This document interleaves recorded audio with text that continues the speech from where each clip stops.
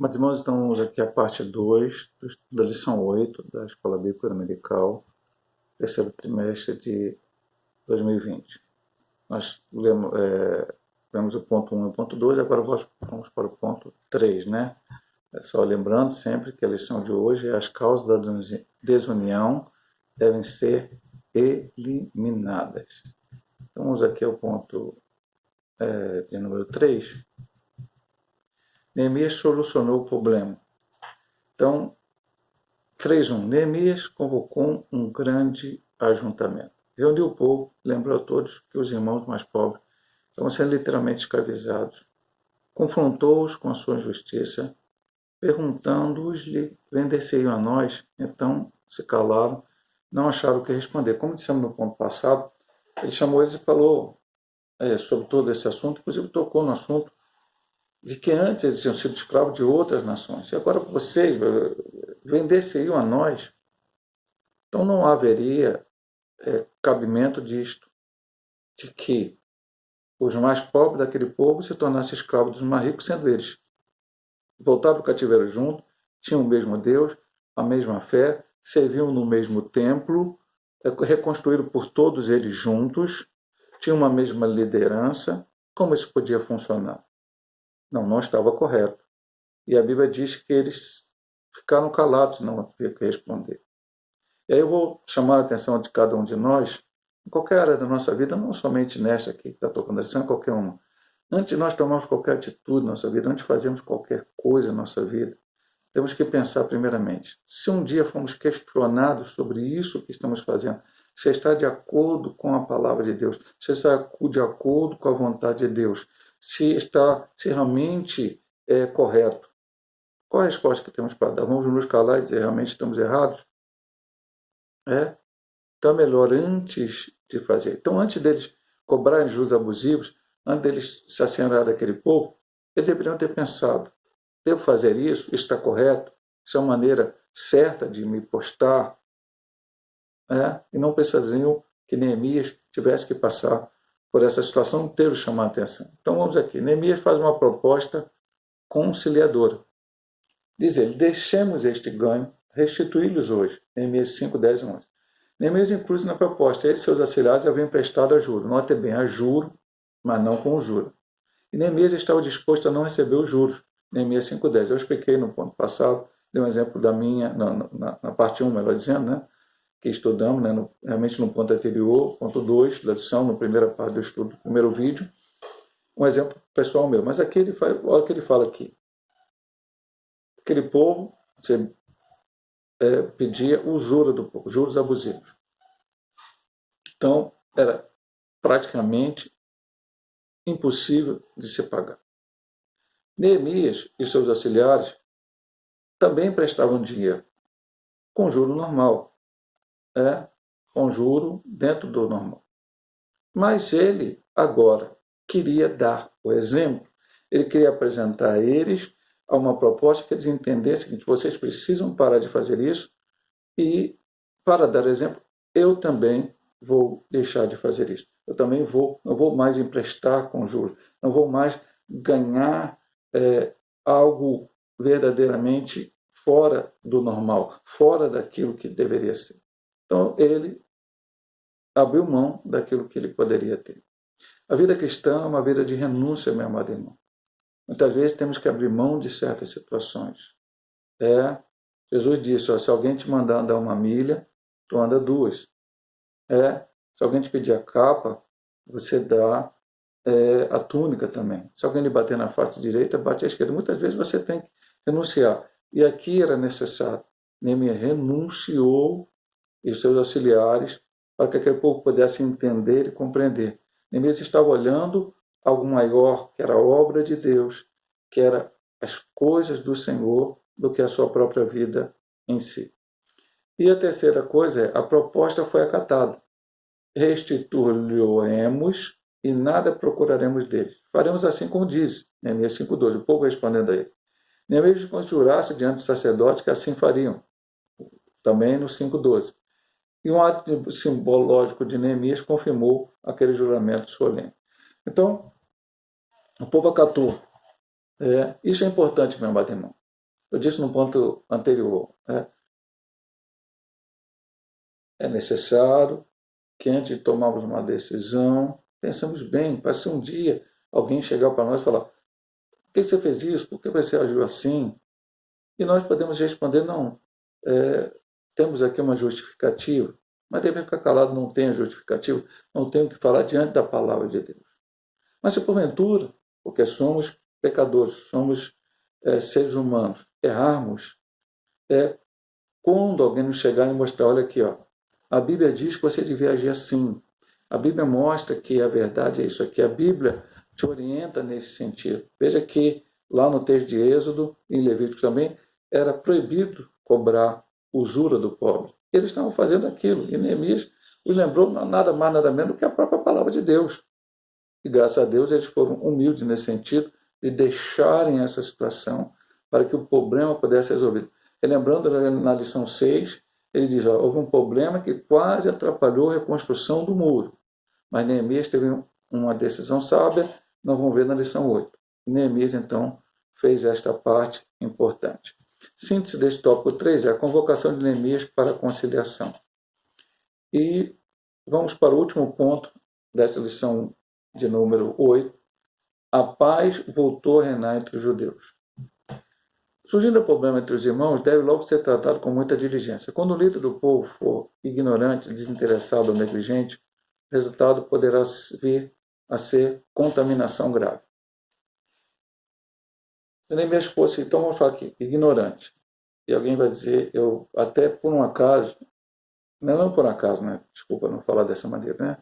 A minha última reflexão feita na sexta-feira foi sobre 1 Tessalonicenses capítulo 4, e eu falei lá que quando Paulo diz: meu irmão, não quer que seja ignorante. Eu até expliquei isso.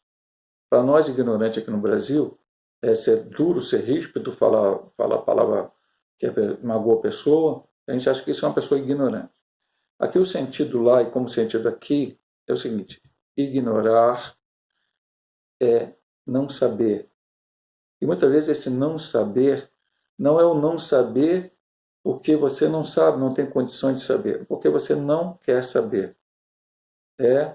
Eu já quando falo na igreja, eu era professor da classe da Escola Bíblica Dominical dos jovens, lá no início, quando eu entrei na igreja, o pastor Aurélio me deu essa incumbência, foi uma necessidade. O falecido ex-pastor, que foi pastor da nossa nação, depois houve uns problemas com ele, Paulo Andrade, morava em Caxias e foi morar lá em Piam, Belfor Roxo, e o pastor Aurélio então colocou, porque ficava muito mais perto, responsável pela igreja de Santa Marta. E aí o pastor ia colocar um diácono lá, uma pessoa de idade, os jovens não quiseram muito, ele me pediu o favor se eu podia dar aula, e eu comecei a dar aula. Então, dando aquelas aulas, certa aula eu disse para ele o seguinte: a Bíblia diz: quanto mais souber, mais será cobrado. Aí eu disse para ele: aí você vai pensar assim, então eu vou procurar menos a Bíblia, buscar menos a Deus, porque eu vou saber menos, não vou ser cobrado. Não, aí você vai ser cobrado pela negligência, de não buscar, não entender. Então aqui vou repetir: quando o líder do povo foi ignorante, ou seja, ignorar o que está acontecendo, nesse caso aqui é problema no meio da igreja. Segundo, desinteressado, não estiver interessado, está interessado mais em outras coisas, está mais interessado em outras situações do que verdadeiramente resolver o problema. Ou negligente, o que é negligenciar? É não ligar, não está nem aí. Então o resultado poderá ser uma contaminação grave. Neemias, ele não detectou o problema na hora. E muitas vezes, meu amado irmão, algumas situações, aqui no caso era opressão do pobre contra o rico contra o pobre. Mas outros problemas, às vezes, o irmão tem que chegar ao pastor ou ao obreiro e falar: olha, não estou passando esse problema, ou isso e aquilo. Então o pastor vai tentar conversar, vai tentar orientar, vai tentar falar, vai tentar colocar. Muitas vezes o pastor faz isso através da própria escola bíblica dominical, dando uma atração geral ao povo, para que possa entender e corrigir os seus erros, através da pregação. Então, na verdade, que não pode se empurrar com a barriga. Neemias não empurrou com a barriga. Ele soube e foi, convocou o povo, conversou com o povo, fez seu próprio propósito, que devia fazer, também ele fazer, e aí aquele povo acatou, como vimos no ponto anterior. Faz parte das atribuições do ministro manter a boa ordem na igreja. ele deve enfrentar os problemas com humildade, imparcialidade, com sabedoria de Deus. Por que humildade? Porque o líder, às vezes, pode achar que ele sabe tudo. Isso é um problema. Nós tivemos uma pessoa que frequentou a escola bíblica dominical lá no tempo do pastor L ainda, e ele dizia que ele não era até membro da nossa igreja, era de uma denominação, mas frequentou a nossa escola bíblica. Algumas vezes, né? Aí depois ele disse, não vou mais na escola, não vou na escola bíblica muito, ou não vou na escola bíblica, porque eu já sei tudo.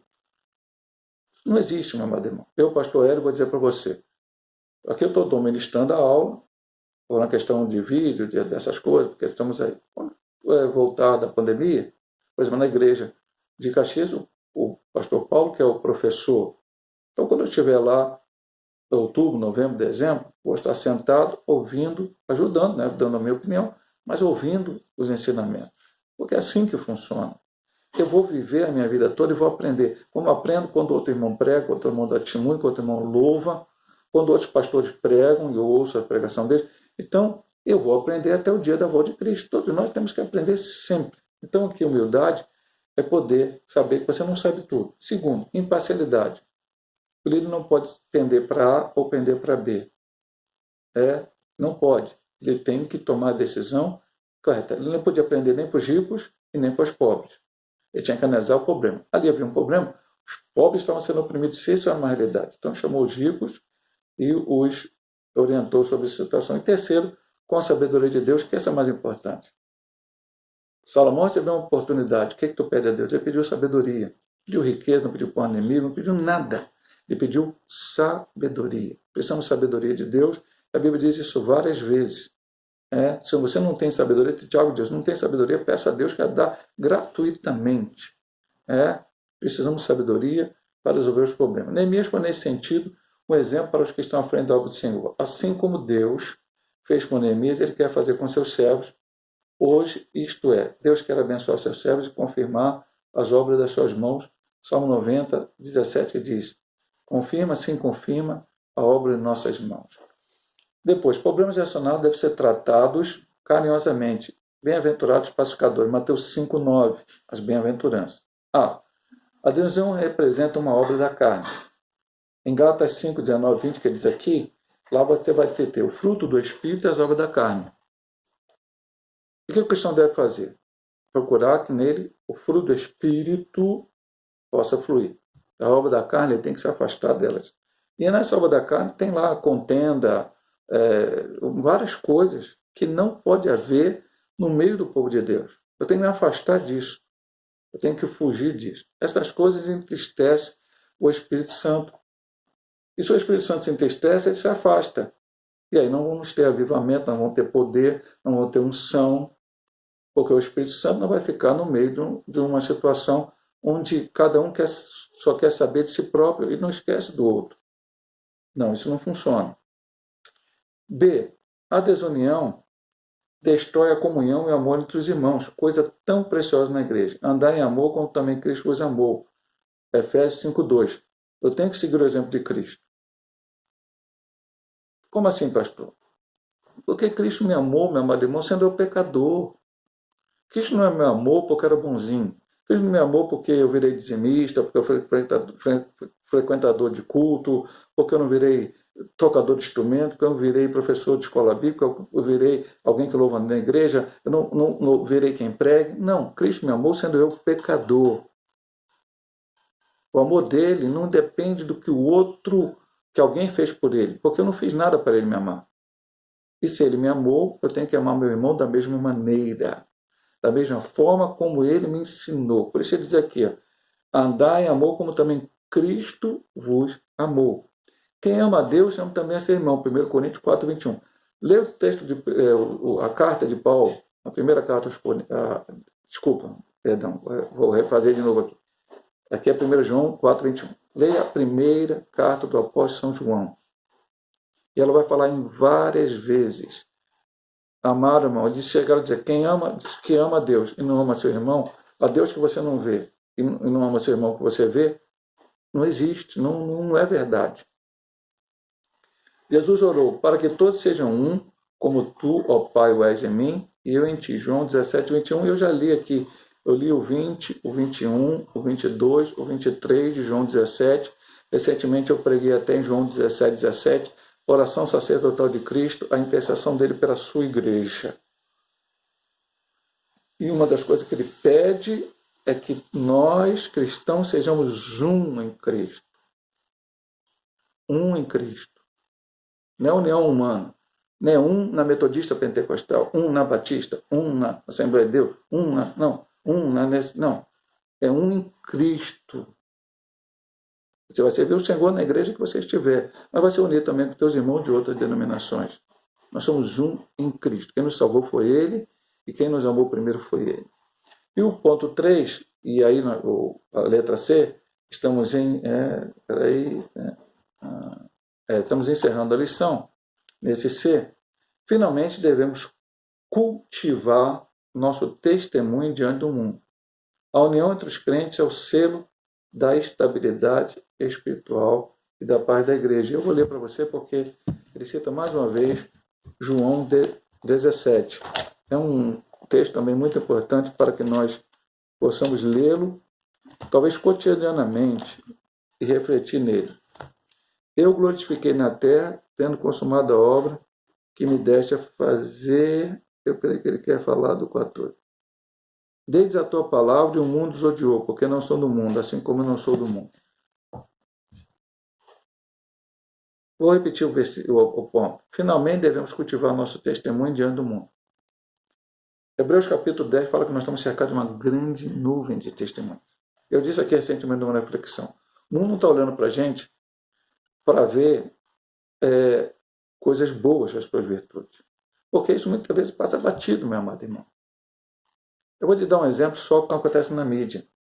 A mídia hoje está preocupada mais em mostrar todos os problemas. A maioria da mídia brasileira, desde o início, agora estão tentando mudar um pouco, porque mudou. É mudar. Quantos morreu, quantos estão contaminados, quanto não sei o quê, qual a colocação do país, como não sei o que lá, e tudo as notícias ruins. Aí, de repente, uma pessoa de 100 anos, cheia de problema, é curada da Covid. Um canal TV mostra, uma reportagem rapidinha, ninguém fala mais nada nisso. Ou qualquer outra idade. Porque o que as pessoas querem ver é tragédia, problema, é dificuldade, é coisa. Ninguém quer ver boa atitude. Por que nossos jornais não mostram as pessoas que distribuíram cestas básicas de qualquer,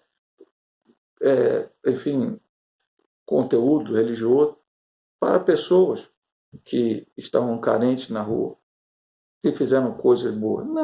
Isso não ganha audiência. Ninguém. Talvez alguns vão até quando mostrar lá, olha aqui, a ação social dos evangélicos, por exemplo, aqui distribuindo cesta básica, o cobertor. O sujeito é capaz até de mudar de canal. Ele quer ver violência, quer ver problema, quer ver dificuldade. Então, o mundo está olhando para nós não para ver coisas boas, tá? Para ver os nossos erros, os nossos defeitos. Então, se eu estou cercado desse novo testemunho, eu tenho que procurar o máximo fazer aquilo que o Senhor mandou. Não é que eu não vou errar. Eu já disse aqui, a Bíblia diz, se nós dissermos que não temos pecado, faremos mentiroso. Então, não é que nós não vamos errar. Mas vamos procurar ao máximo fazer o que Cristo mandou dentro do seu propósito, dentro da sua vontade. Segundo, a união entre os crentes é o selo da estabilidade espiritual e a paz na igreja. E a paz que excede o entendimento humano. É a paz de Cristo que habita em nós. Que essa lição possa nos fazer refletir e aprender muito do que Cristo tem nos ensinar, através desse exemplo que aconteceu lá com Neemias e o povo do seu tempo, para que hoje, no século XXI, nós, cristãos, ajamos de forma diferente. Para terminar a síntese do tópico 4, a paz foi mantida porque Neemias enfrentou os problemas com humildade, imparcialidade e sabedoria de Deus. Vou só ler, para terminar aqui, um subsídio que ele deixa aqui, e estaremos terminando a lição. A importância do trabalho em equipe. Neemias não era adepto do ministério de um homem só. Ele sabia da importância de conseguir que todos se envolvessem no trabalho e se sentissem parte da equipe. Ele conseguiria isso tendo cuidado de designar as pessoas para trabalhar juntas em áreas do muro que fossem perto da casa delas. Observe a recorrência da expressão ao seu lado, capítulo 3, versículo 7, 17 a 25, 27, 29 a 31. Trabalho em equipe garante que todos juntos conseguem mais. Aí ele pede para ver 1 Coríntios também, 1 Coríntios 12, que lá diz que o braço não pode dizer que não precisa da perna, a orelha não pode dizer que não precisa do olho, todos os membros do corpo trabalhando junto, cabeça é Cristo, e a coisa vai funcionar. Então, o que ele diz nesse subsídio? Trabalho em equipe. Já disse várias vezes e repito para os irmãos. Nem todo mundo vai ser pastor, nem todo mundo vai ser presbítero, nem todo mundo vai ser diácono, enfim. Nem todo mundo vai ser professor da escola dominical, nem todo mundo vai tocar instrumento, nem todo mundo vai louvar, nem todo mundo vai ter outro cargo na igreja, mas o que você tiver a fazer, faça, e juntos, todos nós, trabalhando, unidos, o corpo, Cristo é a cabeça, é edificado, cresce, e o nome do Senhor é glorificado. Que Deus possa te abençoar através do estudo dessa lição da Escola Bíblica Dominical, e, se Deus assim permitir, no próximo domingo estaremos com mais uma lição refletindo aqui para te abençoar em nome de Jesus.